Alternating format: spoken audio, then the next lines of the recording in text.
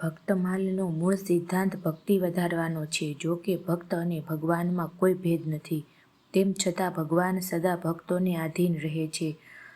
તેથી શ્રી નાભાદાસજીએ ભક્તિની શ્રેષ્ઠતાને હૃદયમાં રાખીને ગ્રંથનું નિર્માણ કર્યું છે.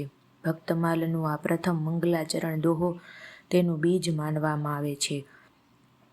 ભક્ત ભક્તિ ભગવંત ગુરુ ચતુર નામ બપુ એક, ઇનકે પદવંદન કિએ નાસત વિઘ્ન અનેક. ભક્ત ભક્તિ ભગવાન અને ગુરુ,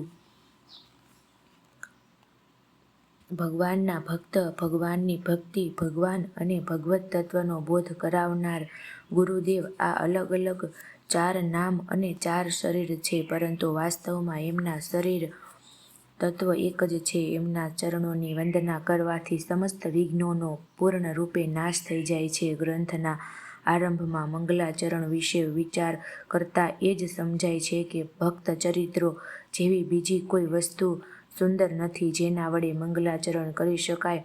ભગવત ભક્તોનું ચરિત્ર ગાન કરવામાં ભગવત ભક્તો જ મંગલરૂપ છે. વેદ, પુરાણ, ઇતિહાસ વગેરે બધા શાસ્ત્રોમાં બધા સાધુ સંતોએ આ જ નિર્ણય કર્યો છે કે ભજન આરાધનાને માટે ભગવાન યા ભગવાનના ભક્ત બે જ સૌથી સુંદર છે. સ્વામી શ્રી અગ્રદેવજી અગ્રદાસજી મને નારાયણ દાસ નાભાદાસને આજ્ઞા કરી કે ભક્તોનું યશોગાન કરો, કેમ કે સંસાર સાગરમાંથી પાર ઉતારવાનો આનાથી સહેલો બીજો કોઈ ઉપાય નથી.